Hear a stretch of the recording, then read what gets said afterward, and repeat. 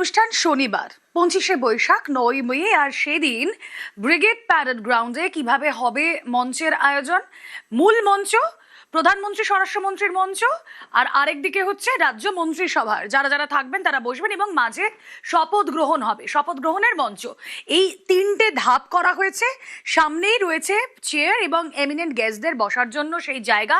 তার পাশাপাশি আপনাদেরকে দেখাবো যারা আমন্ত্রিত অতিথিরা থাকবেন এই মূল মঞ্চের দুদিকে, তাদের জন্য বসার জায়গা থাকছে। তার পাশাপাশি যারা এখানে ঢুকবেন তাদের জন্য থাকছে মেটাল ডিটেক্টরের গেট। কথা বলবো, সরাসরি চলে যাব, প্রতিনিধি প্রীতি রয়েছেন সঙ্গে। প্রীতি, ব্রিগেড প্যারেড গ্রাউন্ড এমন একটা জায়গা যার ইতিহাস প্রতিটা ঘাসে ঘাসে লেখা, আর সেখানে দাঁড়িয়ে আরো একটা ইতিহাস তৈরি হওয়ার মুখে।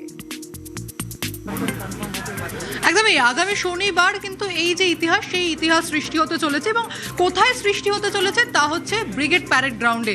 এবং বাঙালি আনার যে রাজনীতির ইতিহাস রয়েছে, ব্রিগেড প্যারেড গ্রাউন্ড কিন্তু বরাবরই সাক্ষী থেকেছে। তোমাকে জানিয়ে রাখি ঠিক কোন দিনে এই একেবারে অনুষ্ঠান, রবীন্দ্র জয়ন্তীর দিনই কিন্তু বেছে নেওয়া হয়েছে এই অনুষ্ঠানের জন্য। আমার ভিডিও জার্নালিস্ট সৌমেনকে বলবো একটু পিছনের ছবিটা দেখানোর জন্য। তুমি বলছিলে যে মূলত তিনটে মঞ্চ করা হচ্ছে, এই স্পেসিফিক্যালি যে তিনটে মঞ্চ, সেই মঞ্চ কিন্তু তৈরির কাজ ইতিমধ্যে চলছে। এবং খানিকটা বৃষ্টি যেহেতু হয়েছে, যেমনটা আলিপুর আবহাওয়া দফতর বলছে যে 25শে বৈশাখের দিন বা রবীন্দ্র জয়ন্তীর দিন কিন্তু এই বৃষ্টির পূর্বাভাস রয়েছে।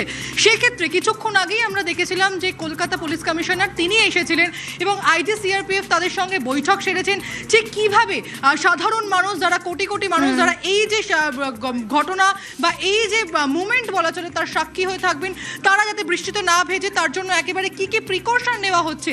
এছাড়াও তোমাকে জানিয়ে রাখি কিছুক্ষণ পর অমিত শাহ একেবারে তিনি কলকাতায় এসে পৌঁছবেন, এবং শুধুমাত্র পশ্চিমবঙ্গের যিনি মুখ্যমন্ত্রী হবেন বিজেপির ক্ষেত্রে, সেক্ষেত্রে না, বিভিন্ন বিজেপি শাসিত রাজ্যগুলির মুখ্যমন্ত্রী কিন্তু তারা আসবেন। এবং কার্যত বলা চলে এই ব্রিগেড প্যারেড গ্রাউন্ড কিন্তু আরও একটি ইতিহাসের একেবারে সাক্ষী হয়ে থাকবে রুমেলা।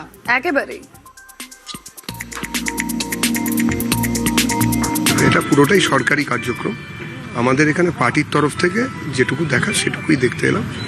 ব্যবস্থা মোটামুটি আশা করি ভালোই হবে। পশ্চিমবঙ্গের প্রথম বাঙালির সরকার, জনতার সরকার, পশ্চিমবঙ্গবাসীর সরকার। বিজেপির বিধায়করা নিশ্চয়ই এই সরকার চালাবেন, কিন্তু বাকি ক্ষেত্রে তো এটা মানুষের সরকার।